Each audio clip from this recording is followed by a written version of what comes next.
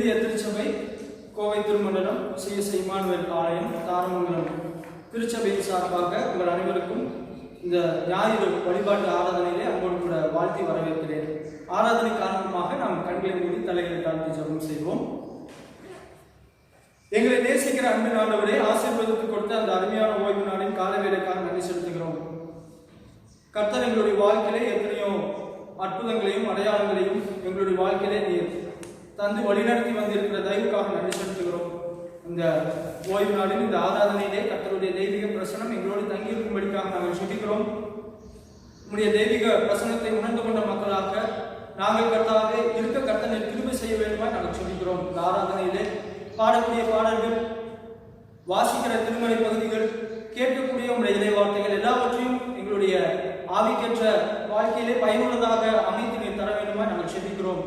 பேசக்கூடிய உங்களுடைய இறை வார்த்தைகள் கர்த்தாவே எங்களுடைய இதயத்திலே கிரியை செய்து கர்த்தாவே நாங்கள் உமக்கு கனி கொடுக்கக்கூடிய மக்களாக வாழ நீர் திரும்ப செய்ய வேண்டுமாய் நாங்கள் சொல்லிக்கிறோம்.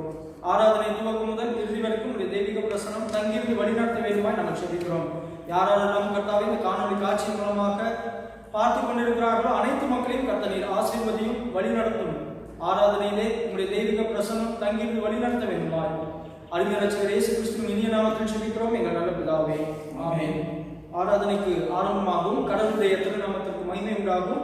நாம் அனைவரும் கிறிஸ்தவ கீர்த்தனையிலே 105வது கீர்த்தனைகளிலே முதல் 2 கவிகளை நாம் பாடுவோம். 105வது கீர்த்தனைகளிலே முதல் 2 கவிகள் தேனினி மயிலும் இயேசுவின் நாமம்.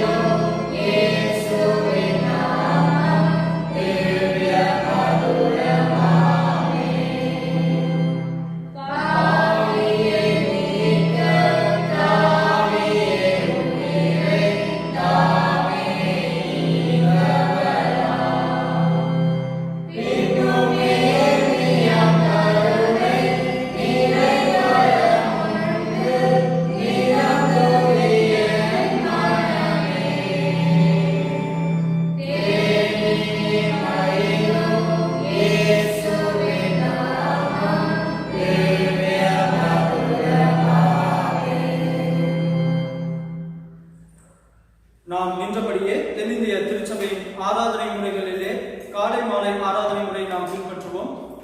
காலை மாலை ஆராதனை முறைகளிலே 2ஆம் ஆராதனை முறை.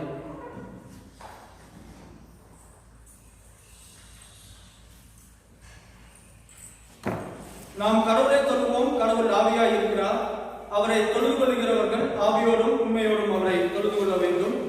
நம்முடைய பிதாவாகிய கடவுளாலும் கர்த்தராகிய இயேசு கிறிஸ்துவினாலும் உங்களுக்கு கிருபையும் சமாதானமும் உண்டாவதாக. இது கர்த்தர் உண்டு பண்ணின நாள், இதிலே களிகூர்ந்து மகிழ கடவோம். கடவுள் ஒளியாய் இருக்கிறார். அவரில் எவ்வளவேனும் இருள் இல்லை. அவர் ஒளியில் இருக்கிறது போல நாமும் ஒளியிலே நடந்தால் ஒருவரோடு ஒருவர் ஐக்கியப்பட்டிருப்போம். அவருடைய குமாரனாகிய இயேசு கிறிஸ்துவின் ரத்தம் சகல பாவங்களையும் நீக்கி நம்மை சுத்திகரிக்கும். ஆண்டவரே, எங்கள் உதடுகளை திறந்தருளும். பிதாவுக்கும் குமாரனுக்கும் பரிசுத்தாவிக்கும் மகிமை உண்டாவதாக. திரியேக கடவுளை நாம் போற்றுவோம். இரண்டாம் ஜபம். எங்கள் தந்தையாம் கடவுளே, உடைய வல்லமையாலும் ஞானத்தாலும் எல்லாவற்றையும் படைத்து உமது குமாரனை எங்கள் இரட்சகராக தரும்படி உலகத்தில் எங்கள் அன்பு குந்தீரே உம்மை போற்றுகிறோம். குமாரனாம் கடவுளே, பாவத்தை தவிர்த்து எல்லாவற்றிலும் எங்களை போல மனிதராகி எங்கள் பாவங்களுக்காக ஒப்புக் கொடுக்கப்பட்ட எங்கள் நீதிக்காக உயிரோடு எழுதியவரே உம்மை போற்றுகிறோம். பரிசுத்த ஆவியாகிய கடவுளே, எல்லா உண்மைக்குள்ளும் எங்களை வழிநடத்தி கடவுளின் அன்பை எங்கள் நெஞ்சில் பொழிகிறவரே உம்மை போற்றுகிறோம். பிதா, குமாரன், பரிசுத்த ஆவியாகிய கடவுளே, உமக்கே எக்காலமும் எல்லா புகழும் மகிமையும் உண்டாவதாக. ஆமென். பாவ அறிக்கை கொடுத்த திருவசனத்தை கேளுங்கள். நமக்கு பாவம் இல்லை என்போமானால் நம்மை நாமே வஞ்சிக்கிறவர்களாவோம். நமக்குள் உண்மை இல்லை. நமது பாவங்களை நாம் அறிக்கையிட்டால் பாவங்களை நமக்கு மன்னித்து எவ்வித அநீதியும் நீங்க நம்மை சுத்திகரிப்பதற்கு ஆண்டவர் நம்பத்தக்க நீதியும் உள்ளவர். ஆண்டவர் ராஜ்யம் சமீபமாய் இருக்கிறது. மனம் திரும்பி நற்செய்தியில் நம்பிக்கை வையுங்கள். நாம் முழங்கால் படித்து மௌனமாக நம்மை நாமே சோதனை செய்வோமாக. ஆண்டவருடைய திருச்சமூகத்திலே நாம் நமது பாவங்களை நம்மளுடைய இருதயத்திலிருந்து நாம் ஆண்டவருடைய திருச்சமூகத்திலே அறிக்கை செய்வோம்.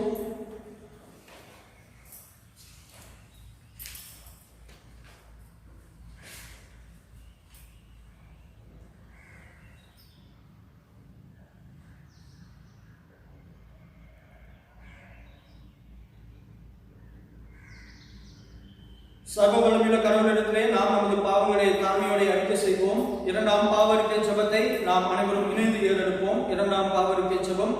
எங்கள் தந்தையாம் கடவுளே, நினைவினாலும் வார்த்தையினாலும் செய்கையினாலும் உமக்கு விரோதமாய் பாவம் செய்திருக்கிறோம். முழுமனதோடு நாங்கள் உம்மை நேசிக்கவில்லை. எங்களிடத்தில் எங்கள் மேல் இரக்கமாய் உம்மை வேண்டிக் கொள்கிறோம். எங்கள் பாவ அறிக்கை நீக்கி எங்களை சீர்திருத்தும். எங்கள் குற்றங்களை விட எங்களுக்கு நேர்படுகிறோம். எங்கள் ஆண்டவரே இயேசு கிறிஸ்துவின் மூலமாய் வேண்டிக் கொள்கிறோம் பிதாவே. ஆமென். சர்வ வல்லமை மிகுந்த ஆண்டவர் மன்னிப்பையும் பாவ நிவர்த்தியும் நமக்கு கட்டளையிட்டு வாழ்க்கையை சீர்படுத்துவதற்கான காரணத்தையும் தமது பரிசுத்த ஆவியின் கிருபையும் தேற்றுதலையும் தந்தருள்வாராக. ஆமென். ஆண்டவரை துதியுங்கள். திருமறை பாடங்கள் வாசிக்க கேட்போம். முதலாவதாக பழைய ஏற்பாட்டின் பகுதியிலிருந்து நாம் திருமறை பாடம் வாசிக்க கேட்போம். வாசிக்க வேண்டிய முதலாம் வேத பாடம் உபாகமம் எழுதின புஸ்தகம் 6ஆம் அதிகாரம் 1 முதல் 7ஆம் வசனம் முடிய. உபாகமம் எழுதின புஸ்தகம் 6ஆம் அதிகாரம் 1 முதல்.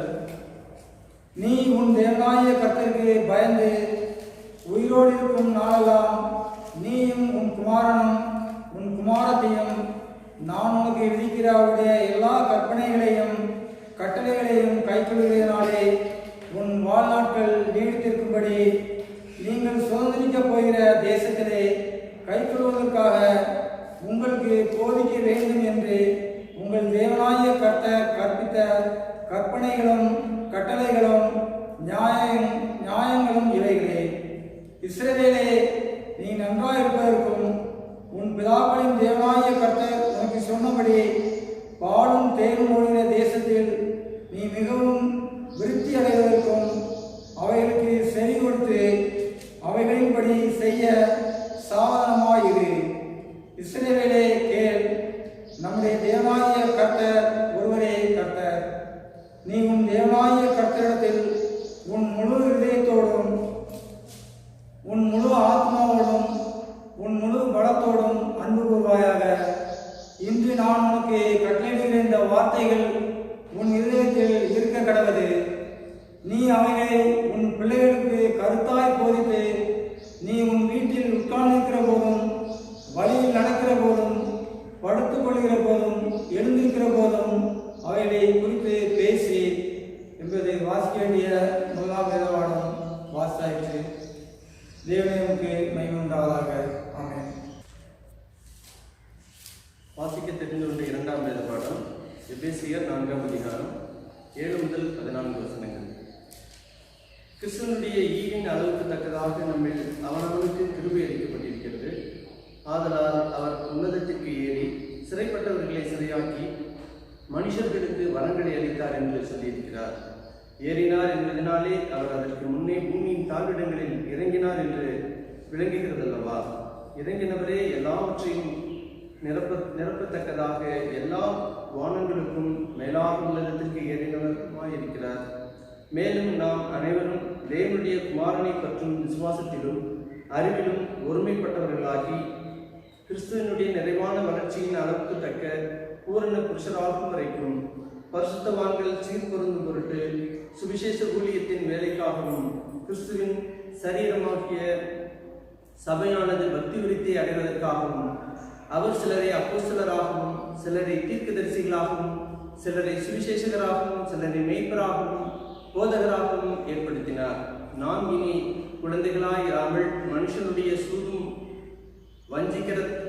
வஞ்சிக்கிறதற்கு ஏதுவான தந்திரமுள்ள போதகமாகிய பலவித காற்றினாலே அலைகளைப் போல அடிபட்டு அலைகிறவர்களாய் இராமல் வாசிக்க தெரிந்து கொண்ட 2ஆம் வேதபாடம் வாசித்தாயிற்று. கிறிஸ்துவின் முக்கியத்துவம் வாசிக்கப்பட வேண்டிய நற்செய்தி வேதபாடம் மத்தேயு 7ஆம் அதிகாரம் 24ஆம் வசனம் முதல் 29ஆம் வசனம் வரை. மத்தேயு 7ஆம் அதிகாரம் 24ஆம் வசனம் முதல். ஆகையால் நான் சொல்லிய இந்த வார்த்தைகளை கேட்டு இவைகளின்படி செய்கிறவன் எவனோ அவனை கண்மனை மேல் தன்னை வீட்டை கட்டின புத்தியுள்ள மனுஷனுக்கு ஒப்பிடுவேன். பெருமழை சொரிந்து பெருவெள்ளம் வந்து காற்று அடித்து அந்த வீட்டின் மேல் மோதியும் அது விழவில்லை. ஏனென்றால் அது கண்மலையின் மேல் அஸ்திபாரம் போடப்பட்டிருந்தது. நான் சொல்லிய இந்த வார்த்தைகளை கேட்டு இவைகளின்படி செய்யாதிருக்கிறவன் எவனோ அவன் தன் வீட்டை மணலின் மேல் கட்டின புத்தி இல்லாத மனுஷனுக்கு ஒப்பிடப்படுவான். பெருமழை சொரிந்து பெருவெள்ளம் வந்து காற்று அடித்து அந்த வீட்டின் மேல் மோதின போது அது விழுந்தது. விழுந்து முழுவதும் அழிந்தது என்றார். இயேசு இந்த வார்த்தைகளை சொல்லி முடித்த போது அவர் வேதபாரங்களைப் போல் போதியாமல் அதிகாரமுடையவராய் அவர்களுக்கு போதித்தபடியால் ஜனங்கள் அவருடைய போதகத்தை குறித்து ஆச்சரியப்பட்டார்கள். வாசிக்கப்பட வேண்டிய வேதபாடம் வாசிக்கப்பட்டார். கண்களை மூடி தலைகளை தாழ்த்தி நாம் ஜெபம் செய்வோம். எங்கள் கண்மனை மீட்பருமாகிய கர்த்தாவே, அடியாரின் வாயின் வார்த்தைகளும் உம்முடைய இறை வார்த்தைகளை கேட்க ஆயத்தமாக இருக்கக்கூடிய உம்முடைய பிள்ளைகளுடைய இருதயத்தில் தியானமும் உம்முடைய திருச்சமூகத்தில் என்றும் பிரியமாயிருப்பதாக. ஆமென். மீண்டுமாக உங்களை ஆண்டவராக இயேசு கிறிஸ்துவின் திருப்பையிலே அன்போடு கூட வாழ்த்தி இந்த ஆராதனைக்கு வரவேற்கிறேன். இன்றைய நாளிலே தென்னிந்திய திருச்சபை நமக்கு கொடுத்திருக்கக்கூடிய செய்தியினுடைய தலைப்பு theological education equipping the people of God. இறையியல் கல்வி ஞாயிறு, இறை மக்களை இறைப்பணிக்கு ஆயத்தப்படுத்துவது. இந்த இறையியல் கல்வி என்பது ஒரு மனிதனுடைய வாழ்க்கையிலே ஆண்டவர் ஊழியத்திற்காக அழைத்ததற்கு பிற்பாடு இந்த இறையியல் கல்வியானது மிக முக்கியமான ஒரு அங்கமாக ஊழியத்திலே காணப்படுகிறது. இந்த இறையியலை நாம் ஆங்கில பதத்திலே பார்க்கிற பொழுது தியாலஜி என்று சொல்லி குறிப்பிடுகிறோம். இந்த தியாலஜியை நாம் அந்த வார்த்தையை இரண்டாக பிரிக்கிற பொழுது அதனுடைய பொருள் தியோஸ் லோகோஸ் என்று சொல்லி பார்க்கிறோம். கிரேக்க பதத்திலே தியோஸ் என்று சொன்னால் கடவுள், லோகோஸ் என்று சொன்னால் வார்த்தை. கடவுளுடைய வார்த்தையை குறித்து நாம் அறிந்து கொள்வது learning about the word of God என்று சொல்லி ஆங்கிலத்திலே சொல்வார்கள். கடவுளுடைய வார்த்தையை குறித்து நாம் அறிந்து கொள்வது. ஒவ்வொரு மனிதனுடைய வாழ்விலும் ஆண்டவர் எவ்வாறாக செயல்படுகிறார் என்பதையும் ஆண்டவருடைய பரிமாணங்கள் என்று சொல்லப்படுகிற பொழுது ஆண்டவர் ஒரு படைப்பாளர், அவர் ஒரு காப்பாளர் மற்றும் ஆண்டவர் ஒரு விடுதலையாளர் என்று சொல்லி நாம் பார்க்கலாம். இந்த பரிமாணங்களை குறித்து நாம் இந்த தியாலஜி அதாவது இறையிலே நாம் கற்றுக்கொள்ள முடியும். ஒரு இறையாளர் ராஸ் கிண்ட்லர் என்று சொல்லக்கூடிய ஒரு மிகப்பெரிய ஒரு இறையாளர் என்ன குறிப்பிடுகிறார் என்று சொல்லி பார்த்தால், இறை மக்களினுடைய தாளந்துகளை வளர்த்து கொள்ளவும் பொருளுள்ள சேவைக்கு அர்ப்பணிக்கவும் இறையியல் கல்வி உற்சாகப்படுத்துகிறது. மீண்டுமாக நான் உங்களுக்கு சொல்லுகிறேன், இறை மக்கள் தாளந்துகளை வளர்த்து கொள்ளவும் பொருளுள்ள சேவைக்கு அர்ப்பணிக்கவும் இறையியல் கல்வி உற்சாகப்படுத்தி ஆயத்தமாக்குகிறது என்று சொல்லி ராஸ் கிண்ட்லர் என்ற ஒரு மிகப்பெரிய இறையியலாளர் குறிப்பிடுகிறார். ஒருவேளை இந்த இறையியல் கல்வியானது ஒரு மனிதனுடைய வாழ்க்கையை 3 விதமான ஒரு மாற்றத்தை குறிப்பிடுகிறது. ஒரு மனிதனுடைய வாழ்க்கையில 3 மாற்றங்கள் இந்த இறையியல் கல்வி மூலமாக நடைபெறுகிறது. 3 காரியங்கள் என்ன என்று சொல்லி பார்க்கிற பொழுது, முதலாவதாக தனி மனிதனுடைய மாற்றம், அதாவது இறையை கட்டக்கூடிய அந்த மனிதனுக்கு அந்த மனிதனுடைய மாற்றம், தனி மனிதனுடைய மாற்றம் என்று சொல்லி பார்க்கலாம். அதை நாம் இன்னும் வேதாகமத்தின் அடிப்படையிலே பார்க்கிற பொழுது கிறிஸ்துவில் வளர்க்கப்படுதல், தனி மனிதனுக்கு ஒரு மாற்றம் ஏற்படுகிற பொழுது, இறையை கற்கக்கூடிய ஒரு மனிதனுடைய வாழ்க்கை மாற்றப்படுகிற பொழுது அந்த மனிதன் கிறிஸ்துவில் வளர்கிறான் என்று சொல்லி குறிப்பிடுகிறார். இதை முதலாவது குறிப்பாக நாம் எடுத்து வைத்துக் கொள்ளலாம். இரண்டாவதாக பார்க்கிற பொழுது சமய வாழ்விலே மாற்றம் ஏற்படுகிறது. சமய வாழ்வு என்று சொல்லப்படுகிற பொழுது திருச்சபை மற்றும் ஆவிக்கேற்ற நிலைகளிலே ஒரு மாற்றம் ஏற்படுகிறது. அதை நாம் ஆவிக்கேற்ற நிலையிலே பார்க்கிற பொழுது கிறிஸ்துவில் நிலைநிற்றல் என்று சொல்லி நாம் பார்க்கலாம். மூன்றாவதாக பார்க்கிற பொழுது சமூக வாழ்விலே ஒரு மாற்றம், society changing in the society என்று சொல்லி நாம் பார்க்கலாம். கிறிஸ்துவை வெளிப்படுத்தக்கூடிய ஒரு இடம்தான் சமூகம். அந்த சமூகத்திலே நாம் கிறிஸ்துவை வெளிப்படுத்தி வாழ்கிறோம். இந்த மூன்று காரியங்களும் ஒரு மனிதன் இறையியல் கற்கின்ற பொழுது நிகழ்கிறது. முதலாவதாக நாம் பார்க்கிற பொழுது தனி மனிதனுடைய வாழ்விலே ஒரு மாற்றம்.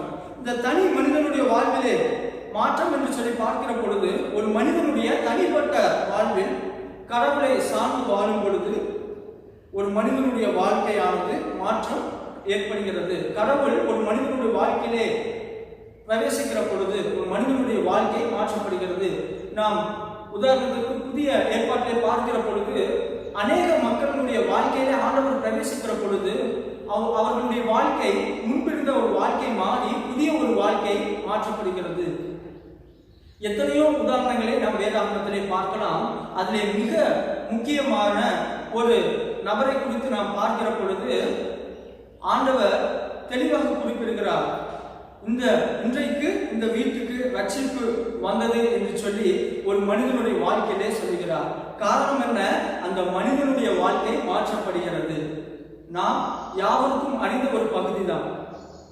இன்றைக்கு இந்த வீட்டுக்கு ரட்சிப்பு வந்தது என்று சொல்லப்படுகிற பொழுது அந்த மனிதனுடைய வாழ்க்கை மாற்றப்பட்டது. அவன் தன்னுடைய வாழ்க்கையை ஆண்டவருக்காக ஒப்பு கொடுத்து வாழ்கிறார். வாழும் பொழுதுதான் ரட்சிப்பு ஏற்படுகிறது. அதைத்தான் மனிதனுடைய வாழ்க்கையிலே ஆண்டவர் பிரவேசிக்கிற பொழுது அந்த மனிதன் ஆண்டவரை ஏற்றுக்கொள்ளுகிற பொழுதுதான் அவனுடைய வாழ்க்கை மாற்றப்படுகிறது. பழைய வாழ்க்கை அல்லாதபடிக்கு புதிய ஒரு வாழ்க்கையிலே பிரவேசிக்கக்கூடிய ஒரு மிகப்பெரிய ஒரு ஆசீர்வாதத்தை பெறக்கூடியவராக காணப்படுகிறார். அதிலே இந்த தனி மனித வாழ்க்கையிலே அதிலும் நாம் குறிப்பாக நாம் பார்க்கிற பொழுது அதிலும் மிக முக்கியமாக தனி மனிதனுடைய வாழ்க்கையிலே மாற்றம் ஏற்படுகிற பொழுது அவனுடைய வாழ்க்கையிலே காணப்படுகிற மாற்றம் என்ன என்று சொல்லி பார்க்கிற பொழுது முதலாவதாக ஆண்டவரை போன்று வாழவும் வளரவும் வேண்டும். நாம் முன்பு பார்த்த சகையனுடைய வாழ்க்கையிலே பார்க்கிற பொழுது முன்பு அவன் அநியாயமாய் மக்களிடத்திலே வரி வசூல் செய்து ஒரு பாவ வாழ்க்கையை வாழ்ந்து கொண்டு வந்தான். ஆனால் ஆண்டவரை பார்க்க வேண்டும் என்கிற ஒரு ஆவல் அவனுடைய வாழ்க்கையிலே காணப்பட்டது. அந்த ஒரு ஆவல் தான் அவனுடைய வாழ்க்கையிலும் மிகப்பெரிய ஒரு மாற்றத்தை உண்டு பண்ணது. ஒருவேளை சகையனுடைய வாழ்க்கையில எந்த ஒரு இறையியல் கல்வியையும் அவன் கற்காதபடிக்கு சாதாரண வரி வசூல் செய்யக்கூடிய ஒரு மனிதனாக தான் இருந்திருப்பான். ஆனால் ஆண்டவரை ஏற்று என்றைக்கு வாழ்கிறாரோ, முழுமையாக ஆண்டவரிடத்திலே தன்னை அர்ப்பணிக்கிறாரோ, ஆண்டவரை போல ஆண்டவர் சொல்கிறார் இன்றைக்கு இந்த வீட்டுக்கு ரட்சிப்பு வந்தது என்று சொல்லி. ஆகவே நாம் முதலாவதாக பார்க்கிற பொழுது ஆண்டவரை போன்று வாழவும் வளரவும் வேண்டும். அவன் தன்னை அர்ப்பணிக்கிற பொழுது ஆண்டவரை போல ஆண்டவர் எவ்வாறாக இந்த பூமியில வாழ்ந்தாரோ அவரை போல வாழ வேண்டும் என்கிற ஒரு அர்ப்பணிப்பை ஒரு மனிதனாக காணப்பட்டார். அவருடைய வாழ்க்கையிலும் இன்றைக்கும் நம்மளுடைய வாழ்க்கையிலும் ஆண்டவரை நாம் ஏற்று வாழ்கிற பொழுது ஆண்டவரை போன்று நாம் வாழவும் வளரவும் இந்த காரியங்கள் நமக்கு பயனுள்ளதாக இருக்கிறது. ஆண்டவரை போல எவ்வாறாக வளர முடியும் என்று சொல்லி நாம் பார்க்கிற பொழுது நாம் அனுதினமும் நாம் வேதம் வாசிப்பதிலேயும் ஜெபம் செய்வதிலும் இறைமக்களோடு கொண்ட ஒரு ஐக்கியத்தின் மூலமாக நாம் ஆவிக்கேற்ற நிலையிலே நாம் வளர முடியும். அது நம்மளுடைய தனிப்பட்ட வாழ்க்கையில ஒரு மாற்றத்தை கொண்டு வரக்கூடியதாக காணப்படும். அதைத்தான் ஆண்டவர் குறிப்பிட்டு சொல்லுகிறார். வேதத்திலே ஆண்டவர் எல்லா இடங்களிலும் நாம் பார்க்கிற பொழுது ஆண்டவர் தனித்திருந்து ஜெபித்தார் என்று சொல்லி பார்க்கிறோம். ஆண்டவருடைய வாழ்க்கையிலே ஒரு மாற்றம், என்ன மாற்றம் என்று சொல்லி பார்க்கிற பொழுது ஒவ்வொரு நாளும் ஆண்டவர் பரிசுத்த ஆவியானவர் பிதாவும் அவரோடு கூட இணைந்து செயல்பட்டார். அதனுடைய விளைவுதான் ஒவ்வொரு நாளும் அவருக்குள் ஆவிக்கேற்ற நிலையிலே மாற்றங்கள் ஏற்பட்டது. அனுதினமும் பிதாவோடு கூட வளர்ந்தார் ஆவிக்கேற்ற நிலையிலே. அதைதான் தனி மனிதனுடைய வாழ்க்கையிலும் அனுதினமும் நாம் ஜெபிப்பதன் மூலமாக, வேதம் வாசிப்பதன் மூலமாக, நாம் நம்ம திருச்சபை மக்களோடு கொண்டிருக்கக்கூடிய ஐக்கியத்தின் மூலமாக நம்மளுடைய ஆவிக்கேற்ற நிலையிலும் வளர்ப்பதோடு நம்மளுடைய வாழ்க்கையிலும் தனி மனிதனுடைய வாழ்க்கையிலும் ஒரு மாற்றத்தை உண்டு பண்ணக்கூடியதாக காணப்படுகிறது. இன்றைக்கு எத்தனையோ நேரங்களிலே நாம் இந்த காரியங்கள் நம்மளுடைய வாழ்க்கையிலே காணப்படாதபடிக்கு இருக்கக்கூடிய ஒரு சூழ்நிலையின் விளைவாகத்தான் இன்றைக்கு நாம் பல்வேறு நிலைகளிலே நம்மளுடைய வாழ்க்கையிலே ஒரு தடுமாற்றம் நிறைந்த ஒரு வாழ்க்கையாக காணப்படுகிறது. ஆவிக்கேற்ற நிலையிலே நாமும் நம்மளுடைய வாழ்க்கையும் இன்றைக்கு அநேக இடங்களிலே தடுமாறிக் கொண்டு இருக்கக்கூடிய ஒரு வாழ்க்கையாக காணப்படுகிறது. அது இல்லாதபடிக்கு நம்மளுடைய வாழ்க்கையில் ஒரு மாற்றம் ஏற்பட வேண்டும். சகையினுடைய வாழ்க்கையில ஏற்பட்ட மாற்றம் இன்றைக்கு நம்மளுடைய வாழ்க்கையிலும் காணப்பட வேண்டும். அதை தான் ஆண்டவர் நம்மளிடத்திலே எதிர்பார்க்கின்றார். அடுத்ததாக நாம் பார்க்கிற பொழுது, இரண்டாவதாக பார்க்கிற பொழுது, தவறான வழிகாட்டும் உபதேசங்கள் மற்றும் போதனைகளை விட்டு நம்மை காத்து கொள்ள வேண்டும். இதுதான் இன்றைக்கு இறையியல் நமக்கு கற்றுக் கொடுக்கக்கூடிய இந்த இரண்டாவது காரியம். நம்மளுடைய தனிப்பட்ட வாழ்க்கையிலே நாம் அனுதினமும் ஆண்டவரோடு கொண்ட ஐக்கியத்திலே நாம் வளர்கிற பொழுது எளிதாக நாம் புரிந்து கொள்ள முடியக்கூடிய காரியம் என்ன? நாம் தவறாக வழிகாட்டக்கூடிய உபதேசங்கள், அதாவது கள்ள போதனைகள், கள்ள உபதேசங்களுக்கு நம்மை விலக்கி காத்துக் கொள்ள வேண்டும். இன்றைக்கு நாம் ஆண்டு கொண்டிருக்கக்கூடிய காலகட்டங்களிலே நம்மளுடைய சமுதாயத்திலே இன்றைக்கு எத்தனையோ விதமான ஊழியங்கள் நடைபெற்றுக் கொண்டு இருக்கின்றன. ஆனால் அத்தனை ஊழியங்களும் ஆண்டவரை மகிமைப்படுத்தி ஆண்டவரை முன்னிறுத்தி செயல்படுகிறதா என்று சொல்லி நாம் ஆராய்ந்து அறிந்து கொண்டால் எந்தெந்த காரியங்கள், எந்தெந்த ஊழியங்கள் ஆண்டவரை முன்னிறுத்தி செய்யப்படுகிறதோ அதுதான் உண்மையான ஊழியம். ஆனால் இன்றைக்கு பல ஊழியங்கள் இன்றைக்கு சுயநலமாய் ஒரு தனி மனிதனை முன்னிறுத்தி இன்றைக்கு எத்தனையோ ஊழியங்கள் செய்யப்படுகிறது. அவை அனைத்துமே கள்ள ஊழியங்களாகத்தான் காணப்படுகிறது. இவை அனைத்தும் பகுத்தறியத்தக்கக்கூடிய ஒரு நிலையை நாம் அடைய வேண்டும். அதுதான் நம்முடைய வாழ்க்கையிலே இன்றைக்கு மிகப்பெரிய ஒரு மாற்றத்தை உண்டு பண்ணக்கூடும். ஆவிக்கேற்ற நிலையிலே இன்றைக்கு யாரால் நம்மை வளர்க்கிறார்கள், நம்மளுடைய தனி மனித வாழ்க்கையிலே நாம் எந்த ஊழியர்களை நாம் பின்பற்றி வாழுகிறோம் என்று சொல்லி நாம் ஆராய்ந்து அறியக்கூடிய மக்களாக வாழ வேண்டும் என்று சொல்லி ஆண்டவர் விரும்புகிறார். ஒருவேளை ஒரு ஊழியங்களை நாம் எடுத்துக்கொண்டு நாம் உதாரணத்துக்கு எடுத்துக்கொள்வோமானால் அந்த ஊழியங்கள் யாரை முன்னிறுத்தி செய்யப்படுகிறது? பணத்தையோ பொருளையோ அல்லது அந்த மனிதனையோ என்று சொல்லி நாம் சிந்தித்து ஆராய்ந்து அறிய வேண்டும். இன்றைக்கு எத்தனையோ ஊழியங்களை பார்க்கிற பொழுது அவர்களுடைய தேவைகளை அவர்கள் முன்னிறுத்தி கேட்கிறார்கள். இந்த ஊழியங்கள் நடைபெற்றுக் கொண்டு வருகிறது, இந்த ஊழியங்கள் நடைபெற்றுக் கொண்டு வருகிறது, இதற்கு காணிக்கை அனுப்புங்கள், அதற்கு காணிக்கை அனுப்புங்கள் என்று சொல்லி காணிக்கைகளை முன்னிறுத்திய, பணத்தை முன்னிறுத்திய இன்றைக்கு சுயநலமாய் எத்தனை ஊழியங்கள் இன்றைக்கு நடைபெற்றுக் கொண்டு வருகிறது. அதை நாம் அறிந்து கொள்ள வேண்டும். ஊழியத்திற்காக நாம் ஆண்டவரால் அழைக்கப்படுகிறோமா அல்லது பணத்தை முன்னிறுத்தி இன்றைக்கு ஊழியங்கள் நடத்தப்பட்டுக் கொண்டு வருகிறதா? இதை நாம் தெளிவாக நாம் உணர்ந்து கொள்ள வேண்டும். இதைத்தான் ஆண்டவர் இந்த கருத்தின் மூலமாக ஆண்டவர் நமக்கு கொடுக்கின்றார். தவறாக வழிகாட்டக்கூடிய உபதேசங்களுக்கும் ஊழியங்களுக்கும் நம்மை விலக்கி காத்துக் கொள்ள வேண்டும். அதை தான் இந்த இறையியல் நமக்கு கற்றுக் கொடுக்கின்றது. தேவனுடைய வசனத்தை விட்டு வழி விலகி செல்லக்கூடிய போதனைகள் இன்றைக்கு எத்தனையோ ஊழியங்கள் நடைபெற்றுக் கொண்டு வருகிறது.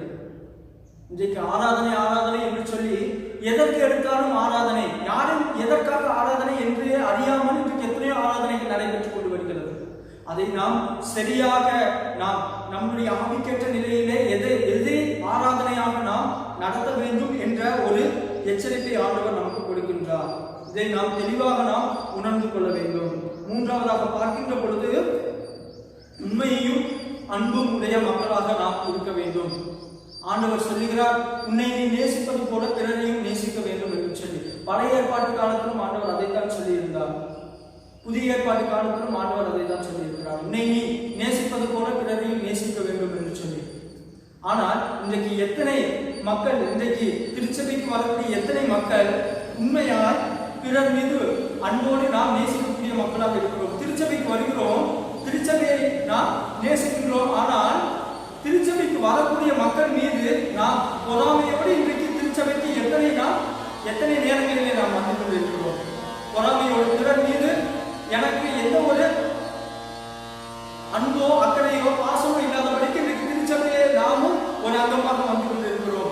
அன்பு இல்லாதபடிக்கு பிறர் மீது பொறாமை கொண்டு போட்டி கொண்டு இன்றைக்கு நாம் வாழ்ந்து கொண்டிருக்கிறோம், திருச்சபைக்கு வந்து கொண்டிருக்கிறோம். பிரியமானவர்களே, அப்படிப்பட்ட ஒரு மக்களாக இன்றைக்கு நாம் திருச்சபைக்கு வருகிற பொழுது, அந்த ஆராதனையிலே நாம் பங்கு பெறுகிற பொழுது, அந்த ஆராதனை நமக்கு நிச்சயமாக எந்த விதத்திலும் ஒரு ஆசீர்வாதமான ஒரு ஆராதனையாக நிச்சயமாக இருக்க முடியாது. நாம் பிறரை நேசிக்க வேண்டும், பிறரிடத்திலே அன்பு செலுத்த வேண்டும். அதை தான் ஆண்டவரும் செய்தார். தம்மை பகைக்கிற மக்களிடத்திலே ஆண்டவர் அன்பு செலுத்தினார் என்று சொல்லி நாம் பார்க்கிறோம்.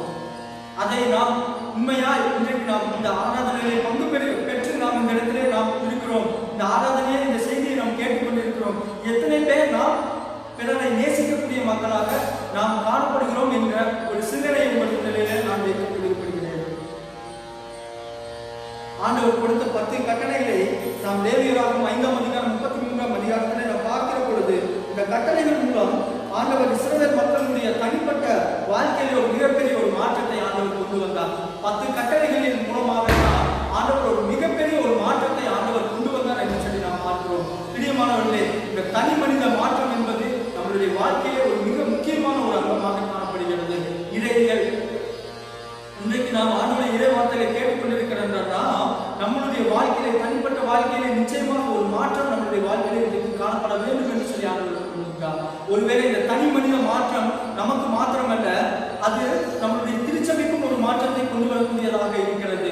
இரண்டாவதாக தான் அதை நாம் பார்க்கிறோம். சமய வாழ்விலே நமக்கு ஒரு மாற்றத்தை ஆண்டவர் கொடுக்கக்கூடியவராக இருக்கின்றார். அது ஆண்டவருடைய வார்த்தையிலே, ஆண்டவரிலே நாம் நிலைத்து நிற்க வேண்டும். கிறிஸ்துவில் நிலைத்து நின்றார் என்கிற தலைப்பின் கீழாக இரண்டாவதாக நாம் சிந்திக்க இருக்கிறோம். பிரியமானவர்களே, இன்றைக்கும் நாம் நம்முடைய தனி மனிதனுடைய வாழ்க்கை மாற்றத்தின் மூலமாக, வாழ்விலே வரக்கூடிய மாற்றத்தின் மூலமாக அடுத்த நிலை நாம் ஆவிக்குரிய வாழ்விலே ஒரு மாற்றத்தை ஆண்டவர் கொடுக்கக்கூடியவராக இருக்கிறார். இன்றைக்கு நாம் பார்க்கிறோம், இன்றைக்கு பல்வேறு திருச்சபைகளிலே இன்றைக்கு ஒரு குறிப்பிட்ட ஒரு சடங்காச்சாரங்கள், ஒரு சம்பிரதாயங்கள் இன்றைக்கு பல்வேறு திருச்சபைகளில் காணப்படுகிறது. அதை எல்லாவற்றையும் ஆண்டவர் உடைத்திருந்தார் என்று சொல்லி பார்க்கிறோம். இன்றைக்கு நாம் எந்த திருச்சபைக்கு சென்றாலும் அதற்கென ஒரு வழிமுறைகள், ஒரு ஆராதனை முறைகள் உண்டு. ஆராதனை முறைகள் தவறல்ல, ஆனால் அந்த திருச்சபையிலே பின்பற்றி வரக்கூடிய சம்பிரதாயங்கள் அதைதான் தவறு என்று சொல்லி சொல்கிறோம். அதை ஆண்டவர் கடிந்து கொண்டார். இன்றைக்கு பல்வேறு திருச்சபைகளிலே இன்றைக்கு ட்ரெடிஷனல் சர்ச்சஸாக இன்றைக்கு எத்தனையோ திருச்சபைகள் உண்டு. சடங்காச்சாரங்கள் நிறைந்த திருச்சபைகள் இன்றைக்கு எத்தனையோ உண்டு. எங்கள் திருச்சபைகளே இதைதான் நாங்கள் பின்பற்றி வருகிறோம் என்று, பாரம்பரியமாக இதை நாங்கள் பின்பற்றி வருகிறோம் என்று சொல்லக்கூடிய திருச்சபைகள் உண்டு. ஆனால் ஆண்டவர் சொல்லுகிறார், ஆண்டவர் அதை செய்தும் காட்டினார். பாரம்பரியத்தை உடை தெரிந்தவராய், பாரம்பரிய திருச்சபையினுடைய சடங்காச்சாரங்கள் எல்லாவற்றையும் ஆண்டவர் உடை தெரிந்தவராய் காணப்பட்டார். இன்றைக்கு ஆனாலும் இன்றைக்கு நம்மளுடைய திருச்சபையிலும் இன்றைக்கு எத்தனை திருச்சபைகளில் இந்த சடங்காச்சாரங்கள், சம்பிரதாயங்கள் இன்றைக்கு பின்பற்றி கொண்டு வருகிறது. ஆண்டவர் அதை கண்டித்து உணர்த்தினார் என்று சொல்லி நாம் பார்க்கிறோம். என்னுடைய திருச்சபை இந்த காரியங்கள் செய்கிறது, அந்த காரியங்கள் செய்கிறது, நாங்கள் எல்லா திருச்சபைகளிலும் எங்கள் திருச்சபை உயர்ந்திருக்கிறது என்று சொல்லி திருச்சபையே நாம் முன்னிறுத்தி நாம் பெருமைப்படுத்தி வாழ்கின்றோம். திருச்சபை என்பது ஆண்டவருடைய சரீரம். அதை நாம் மேன்மைப்படுத்துவதல்ல, அது ஆண்டவருக்குரிய கணம். இன்றைக்கு நாம் திருச்சபையை முன்னிறுத்தி செல்கிறோம். ஆனால் திருச்சபை என்பது ஆண்டவருடைய சரீரமாக நாம் கருத வேண்டும். ஆண்டவர் பிரியப்படுகிற, ஆண்டவர் வாழக்கூடிய ஒரு திருச்சபை என்பது நம்முடைய சரீரமே. இது வெறும் நாம் பின்பற்றக்கூடிய ஒரு இது ஆவிக்குரிய மக்கள் ஒன்று கூடி தொழுது ஸ்தோத்திரிக்கக்கூடிய இடமாகத்தான் காணப்பட்டது. பழைய ஏற்பாட்டு காலத்தில் இப்பேற்பட்ட ஒரு சடங்காச்சாரங்கள் எங்கும் கிடையாது. ஆனால் புதிய ஏற்பாட்டு காலத்திலே பார்க்கிற பொழுது அதை ஆண்டவர் எல்லா நிலைகளிலும் முன்னிறுத்தி, ஆண்டவரால் கட்டப்பட்ட, ஆண்டவரால் பின்பற்றி திருச்சபையின் மக்கள், ஆண்டவரால் தெரிந்து கொள்ளப்பட்ட மக்கள் ஒன்று கூடி தொழுது கொள்ளக்கூடிய ஒரு இடமாகத்தான் காணப்பட்டது திருச்சபை. அப்பேற்பட்ட திருச்சபைகளிலும் சாஸ்திரங்கள், சம்பிரதாயங்கள் காணப்பட்டது புதிய ஏற்பாட்டு காலத்திலே.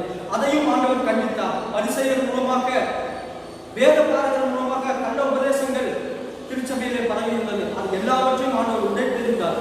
இன்றைக்கு நம்மளுடைய திருச்சபைகளும் அப்பேற்பட்ட சடங்காச்சாரங்கள், சம்பிரதாயங்கள் காணப்படுமானால் ஆண்டவர் அதையும் நமக்கு இன்றைக்கும் கண்டித்து உணர்த்தக்கூடியவராக இருக்கிறார்.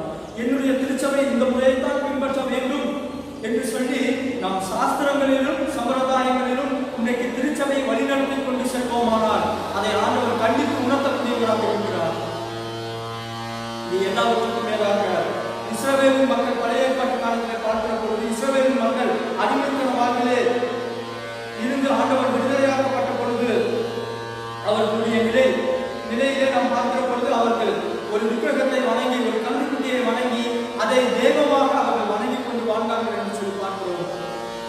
அவர்கள் உண்மையான தெய்வத்தை வழிபடாதபடிக்கு, உண்மையான ஒரு தெய்வத்தை அவர்கள் பின்பற்றாதபடிக்கு அவர்கள் ஒரு சிலையை வடிவமைத்துக் கொண்டு அந்த சிலையை வணங்கினார்கள் என்று சொல்லி பார்க்கிறோம். ஆனால் மோசையின் மூலமாக தேவன் கொடுத்த அந்த கட்டளைகளிலே பிரதான கட்டளை, என்னையன்றி வேறே தேவன் உண்டாயிருக்க வேண்டாம், நான் தான் மெய்யான தேவன் என்று சொல்லி ஆண்டவர் பிரதான கட்டளை கொடுத்தார்.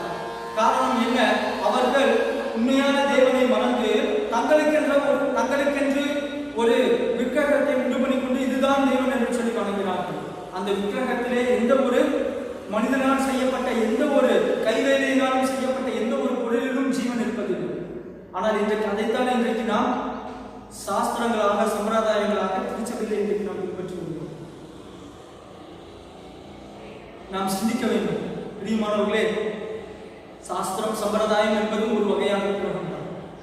பழைய ஏற்பாட்டு காலத்திலே ஆண்டவர் விக்கிரக ஆராதனையே ஆண்டவர் வெறுத்தார் என்று சொல்லி பார்க்கிறோம். இஸ்ரவேல் மக்களை ஆண்டவர் அதன் மூலமாக தண்டித்தார். இன்றைக்கும் சாஸ்திரங்களோடும் சம்பிரதாயங்களோடும் சடங்காச்சாரங்களோடும் இன்றைக்கு நம்முடைய திருச்சபை காலம் படுவானால் தேவன் அந்த ஆராதனையிலே ஆண்டவர் பிரியப்படுகிறவராக இருக்க முடியாது. ஆண்டவர் அதை வெறுக்கக்கூடியவராக இருக்கிறார். இன்றைக்கு நம்மளுடைய திருச்சபை எப்பேற்பட்ட திருச்சபைகளாக காணப்படுகிறது. உண்மையாய் ஆண்டவரை பின்பற்றி வருகிறோமா என்று சொல்லி நாம் சிந்திக்கக்கூடியவர்களாக காணப்பட வேண்டும். புதிய ஏற்பாட்டு காலத்திலும் நாம் பார்க்கிற பொழுது பரிசேயர்கள், மறைநூல் அறிஞர்கள், இன்னும் பல்வேறு மக்கள் தங்களுக்கென ஒரு வேதாகமத்தை வைத்துக் கொண்டு மக்களை ஏமாற்றிக் கொண்டு வாழ்ந்தார். இதுதான் சத்தியம், இதுதான் வேதம், இதுதான் ஆண்டவர் கொடுத்திருக்கக்கூடிய கட்டளை என்று சொல்லி மக்களை ஏமாற்றி வஞ்சித்துக் கொண்டிருந்தார்கள். ஆனால் ஆண்டவர் சென்று ஆலயத்திலே சென்று மாயக்காரரே பரிசேயரே உங்களுக்கு ஐயோ என்று சொல்லி ஆண்டவர் தைரியமாக ஆண்டவர் சொன்னார். இன்றைக்கு சாஸ்திரங்களோடும் சம்பிரதாயங்களோடும் நாமும் நம்மளுடைய திருச்சபையிலே நாம் வாழ்ந்து கொண்டிருப்போமானால் ஆண்டவர் இன்றைக்கும் திருச்சபையின் மக்களாகிய நம்மை பார்த்து ஆண்டவர் சொல்கிறார், மாயக்காரரே பரிசேயரே உங்களுக்கு ஐயோ. இன்றைக்கு நம் திருச்சபை எப்படிப்பட்ட திருச்சபையாக காணப்படுகிறது சற்று சிந்திப்போம். மூன்றாவதாக நாம் பார்க்கிற பொழுது சமூக வாழ்வில் ஒரு மாற்றம். சமூக வாழ்விலே ஒரு மாற்றம். இன்றைக்கு திருச்சபையும் தனிமனிதனுடைய வாழ்க்கை மாற்றம் ஏற்படுகிற பொழுது அது திருச்சபையிலும் ஒரு மிகப்பெரிய ஒரு மாற்றத்தை நமக்கு உண்டு பண்ணுகிறது. ஆனால் திருச்சபையும் தனி மனிதனும் யாரை சார்ந்திருக்கிறான் என்று சொல்லி நாம் பார்க்கிற பொழுது சமுதாயத்திலே நாம் இன்றைக்கு வாழ்ந்து கொண்டிருக்கிறோம். நம்முடைய வாழ்க்கை தனிப்பட்ட வாழ்க்கை மாற்றம் ஏற்படுகிற பொழுது, திருச்சபையிலே ஒரு மாற்றம் ஏற்படுகிற பொழுது அது நிச்சயமாக சமுதாயத்திலே எதிரொலிக்கக்கூடிய ஒரு காரியமாக இன்றைக்கு நம்முடைய திருச்சபை நம்முடைய வாழ்க்கை ஒரு மாற்றம் நிறைந்த ஒரு வாழ்க்கையாக காணப்படுகிற பொழுது அந்த மாற்றம் நிச்சயமாக நம்முடைய சமுதாயத்திலும் எதிரொலிக்கக்கூடிய ஒரு காரியமாக இருக்கும். எத்தனையோ காரியங்கள் சமூகத்திலே ஒரு மாற்றம் நிறைந்ததாக காணப்படுகிறது. எத்தனையோ தேவ மனிதர்கள் அவர்களுடைய வாழ்க்கையினுடைய அர்ப்பணிப்பின் மூலமாக அவர்களுடைய ஆவிக்கேற்ற தனி மனிதர்களுடைய வாழ்க்கையிலே ஏற்பட்ட மாற்றத்தின் மூலமாக திருச்சபைகள் இன்றைக்கு சீர்திருத்தப்பட்டுக் கொண்டு இருந்தது. அது சமுதாயத்திலும் எதிரொலிக்கக்கூடியதாக காணப்பட்டது. அன்பானவர்களே, திருச்சபை இன்றைக்கு நாம் வாழ்ந்து கொண்டிருக்கக்கூடிய இந்த சீர்திருத்த திருச்சபையினுடைய வரலாறை நாம் அனைவரும் அறிந்திருப்போம். மார்ட்டின் லூதர் திருச்சபையிலே காணப்பட்ட சடங்காச்சாரங்களை எல்லாவற்றையும் எதிர்த்தார். 94 கோட்பாடுகளை விட்டன்பர்க் திருச்சபையினுடைய ஆலயத்தினுடைய கதவிலே தைரியமாக அவர் எதிர்த்தார். இந்த காரியங்கள் பாவம் என்று சொல்லி அதன் மூலமாக கத்தோலிக்க திருச்சபையிலிருந்து அவர் வெளியேற்றப்பட்டார். பல்வேறு சடங்காச்சாரங்கள், பாவ மன்னிப்பு சீட்டு என்று சொல்லி கத்தோலிக்க திருச்சபையிலே பின்பற்றிக் கொண்டு வந்தார்கள். இது தவறு என்று சொல்லி கண்டித்து உணர்த்தினார். பாவ மன்னிப்பு சீட்டின் மூலமாக ஒரு மனிதனுடைய வாழ்க்கையை பாவ மன்னிப்பு பெறாது. ஆண்டவருடைய ரத்தத்தால் கழுவப்படுகிற பொழுது, உண்மையாக ஒரு மனிதன் ஆண்டவரிடத்திலே பாவத்தை உணர்ந்து மன்னிப்பு கேட்கிற பொழுதுதான் அவனுடைய பாவம் மன்னிக்கப்படும். பணத்தை பெற்றுக்கொண்டு பாவ மன்னிப்பை நிச்சயமாக யாராலும் வழங்க முடியாது. பணத்தின் மூலமாக ஒரு மனிதனுடைய பாவம் மன்னிக்கப்படாது. நீங்கள் எவ்வளவு பணம் கொடுத்தாலும் சரி, லட்ச லட்சமாய் கொடுத்தாலும் சரி, ஆண்டவர் பாவங்களை மன்னிக்க மாட்டார். உண்மையாய் நம்முடைய உள்ளத்தின் ஆழத்திலிருந்து ஆண்டவரே என்னுடைய பாவத்தை மன்னியும் என்று சொல்லி ஆண்டவருடைய சமூகத்திலே நம்முடைய இருதயத்தை நாம் தாழ்த்தி, ஆண்டவரே என் பாவத்தை மன்னியும் என்று சொல்லி ஆண்டவர் சமூகத்திலே நம்மை தாழ்த்தி பாவ மன்னிப்பை கேட்கிற பொழுதுதான் ஆண்டவருடைய ரத்தத்தால் கழுவப்பட முடியும். இப்பேற்பட்ட கோட்பாடுகள் திருச்சபையிலே காணப்பட்டது. மார்ட்டின் லூதர் அதை எதிர்த்தார். அதன் மூலமாக சீர்திருத்த திருச்சபை இன்றைக்கு உருவாகி இன்றைக்கு பல்வேறு நிலைகளில மாற்றம் ஏற்பட்டது. ஆனால் இன்றைக்கு எத்தனையோ திருச்சபைகள் இன்றைக்கு மாறாமல் அதே சடங்காச்சாரங்களை கொண்டு வாழ்கிறோம். திருச்சபை மாற்றம் பெற வேண்டும், இன்றைக்கு திருச்சபை மாற வேண்டும், அதை தான் ஆண்டவர் விரும்புகின்றார். சமூகத்திலே இப்பேற்பட்ட திருச்சபைகள் மாற்றம்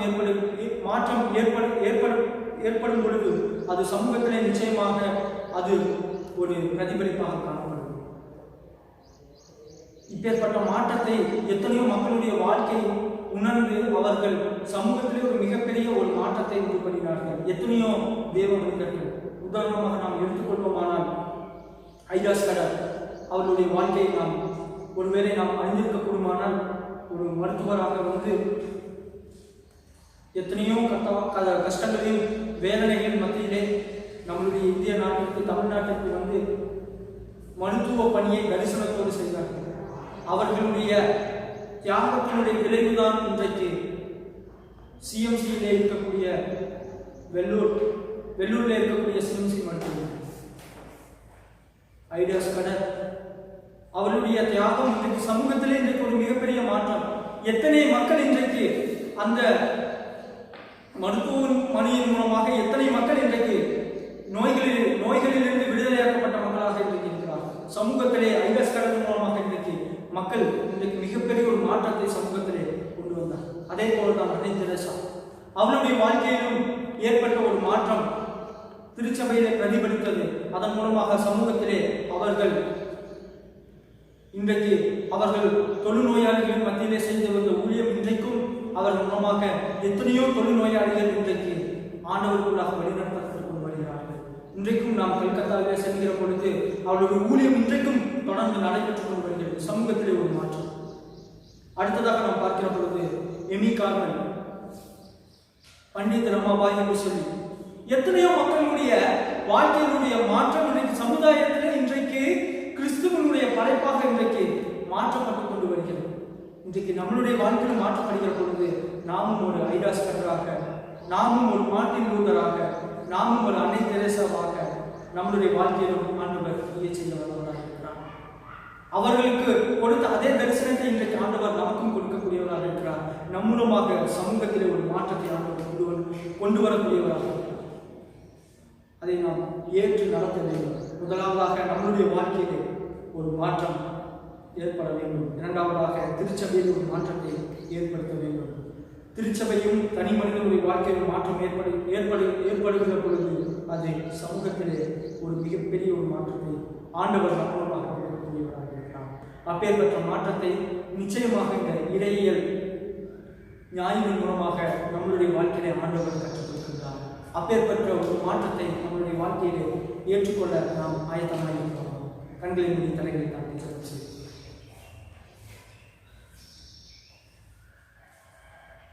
எங்களை நேசிக்கிறார்கள். எத்தனையோ மக்களுடைய வாழ்விலே ஒரு மாற்றத்தை கர்த்தாவே நீ கொடுத்தேன். அவர்கள் அனைவருமே கர்த்தாவே உமக்காக வைராக்கியமாய் எழுதினார்கள். திருச்சபையில் ஒரு மாற்றத்தை கர்த்தர் நீ கொடுத்தேன். அந்த திருச்சபை மூலமாக சமுதாயத்திலே கர்த்தாவே அதனுடைய பிரதிபலிப்பாக காணப்பட்டது. அப்பேற்பட்ட ஒரு மாற்றத்தை இன்றைக்கு கர்த்தாவே யாரெல்லாம் கர்த்தாவே அந்த மாற்றத்தை எதிர்நோக்கி இருக்கிறார்களோ, இந்த கர்த்தாவே காணொலி காட்சி மூலமாக ஆளுவதை யாரெல்லாம் பார்த்துக் கொண்டிருக்கிறார்களோ, ஒவ்வொரு மக்களுடைய வாழ்க்கையிலும் ஒரு மாற்றத்தை கர்த்தர் கொண்டு வர பங்கு பெற்ற அனைத்து மக்களையும் கர்த்தரை ஆசீர்வதியும். கர்த்தருடைய கரம் இருந்து வழிநடத்தட்டும். தனி மனிதனுடைய வாழ்க்கையிலே ஒரு மாற்றம் ஏற்பட்டு அது திருச்சபையிலே பிரதிபலிக்கிறது. திருச்சபையும் தனி மனிதனுடைய வாழ்க்கையும் மாற்றம் ஏற்படுகிற பொழுது அது சமுதாயத்திலே பிரதிபலிப்பாக காணப்படும். அப்பேற்பட்ட ஒரு மாற்றம் எங்கள் சமுதாயத்திலே ஏற்பட்டு எங்கள் சமுதாயம் ஆண்டவருக்காக வளரக்கூடிய ஒரு சமுதாயமாக இருக்க கர்த்தர் செய்கிறார்கள். பொறுப்பெடுத்து வழி நடக்கும். துதி கன மகிமை யாவையும் ஒருபடிக்கே செலுத்துகிறோம். இந்த இறை வார்த்தைகளை கொடுத்த தயவுக்காக நமக்கு நன்றி செலுத்துகிறோம். கர்த்தனை கூட எடுத்து வழி நடத்தும். உங்களுடைய திருசமூகத்தில் எங்களை தாழ்த்திக் கொள்கிறோம். இயேசு கிறிஸ்துவின் நாமத்தில் ஜெபிக்கிறோம் எங்கள் நல்ல பிதாவே. ஆமென். ஆண்டவருடைய இறை வார்த்தைகளை கேட்ட நாம் அனைவரும் எழுந்து நின்று நம்மளுடைய விசுவாசத்தை அப்போஸ்தலர் விசுவாச பிரமாணத்தின் மூலமாக நாம் அறிக்கை செய்வோம்.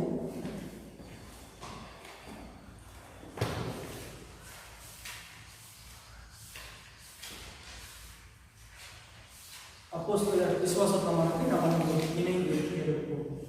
வானத்தையும் பூமியும் படைத்த சர்வவல்லமையுடைய விசுவாசத்தை அவருடைய ஒரே குமாரனாகிய நம்முடைய ஆண்டவர் இயேசு கிறிஸ்துவின் விசுவாசத்தை அவர் பரிசுத்த ஆவியினாலே கன்னிமரியால் கற்பனையானார். உலகத்தின் பாடுபட்டு சிலுவையிலே மரித்து அடக்கப்பட்டு பாதாளத்தில் இறங்கினார். மூன்றாம் நாள் மரித்தோரிலிருந்து எழுந்தருளினார். பரமண்டலத்துக்கு ஏறி சர்வ பிரமாணத்தை வாசம் செய்ய வருகிறார்.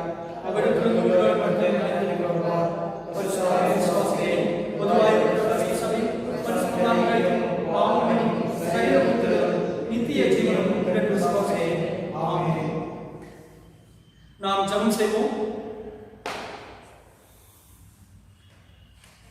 எங்களை நேசிக்கிற அன்பின் ஆண்டவரே, ஆசீர்வாதத்தை கொடுத்த இந்த அருமையான ஓய்வு நாளில் இந்த காலை வேலைக்காக நமக்கு நன்றி செலுத்துகிறோம்.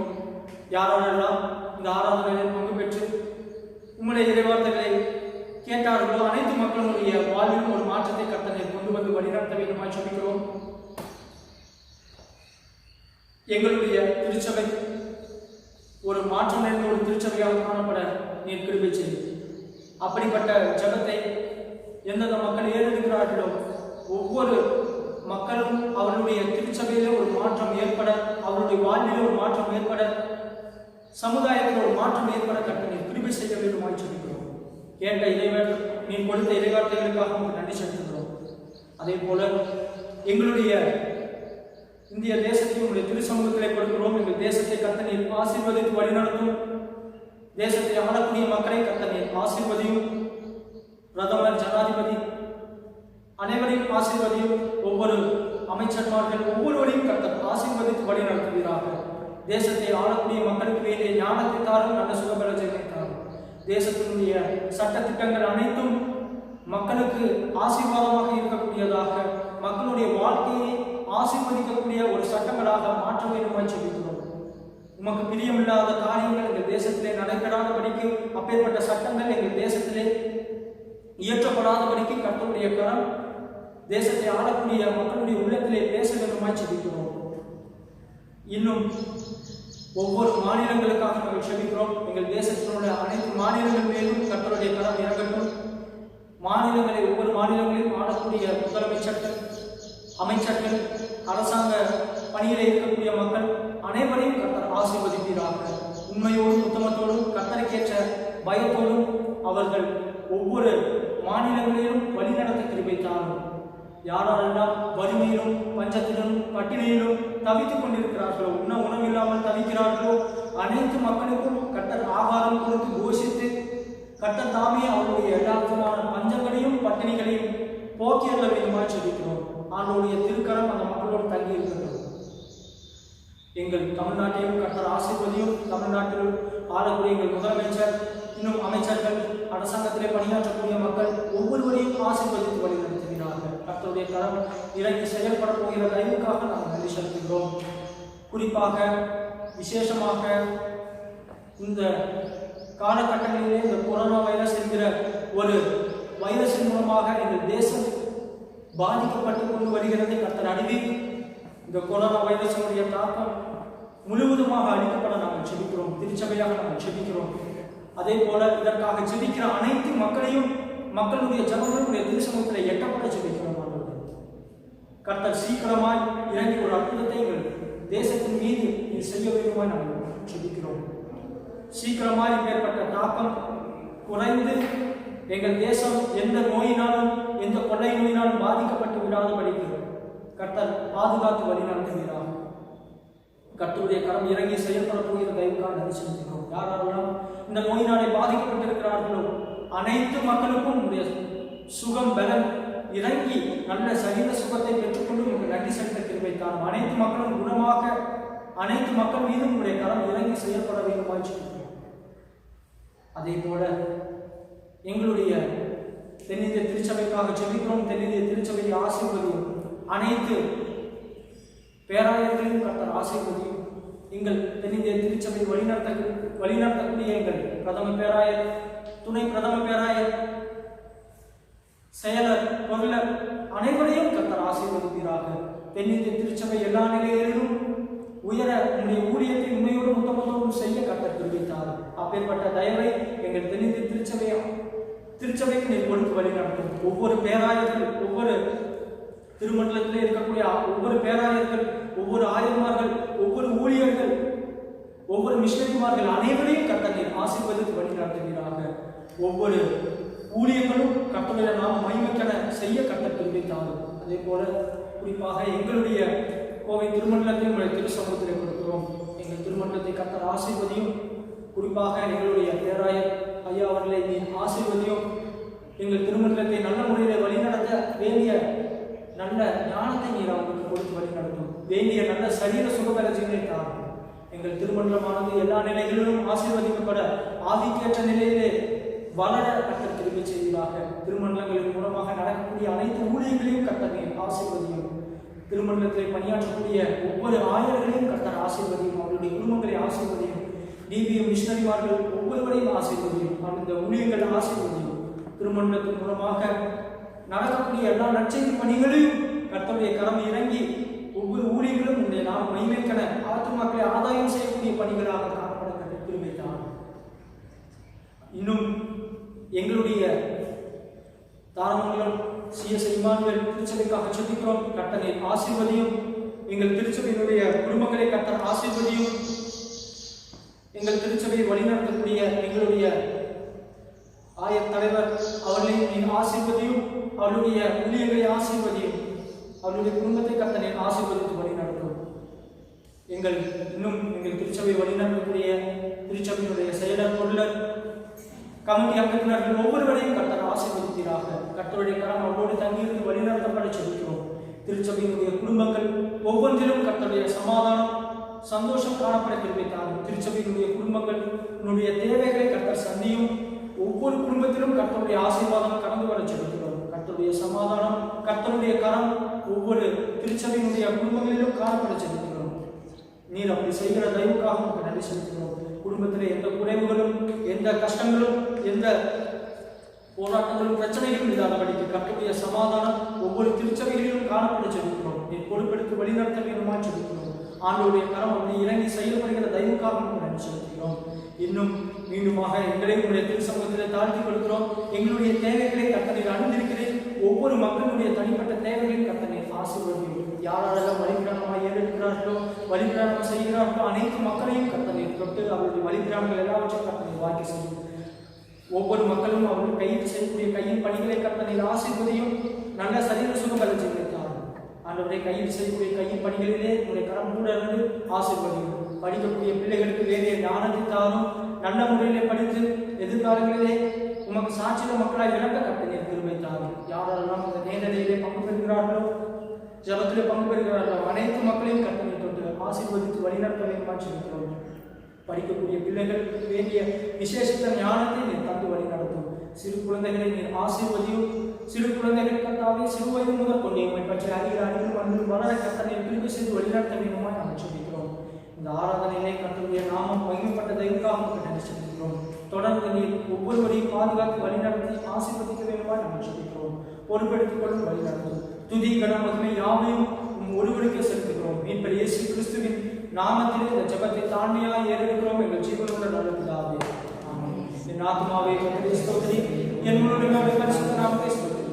என் ஆத்மாவே கர்த்தரை ஸ்தோத்திரி, அவர் செய்த சகல காரியங்களும் நன்றாக. ஆமென். நம்முடைய ஆண்டவராகிய இயேசு கிறிஸ்துவின் கிருபையும் பிதாவாகிய தேவனுடைய அன்பும் பரிசுத்த ஆவியானுடைய ஐக்கியமும் சமாதானமும் வழி நடத்துதலும் நாம் அனைவரோடும் இந்த ஆராதனையை பங்கு பெற்ற காண்கிற அனைத்து மக்களோடும் அவருடைய தேவைகளோடும் இன்றும் என்றும் சதா காலங்களிலும் இருந்து நிலைத்திருப்பதாக. ஆமென். கர்த்தர்களோடு இருப்பாராக. சமாதானத்தோടെ நாம் புறப்பட்டு செல்வோம். கர்த்தருடைய நாமத்தினாலே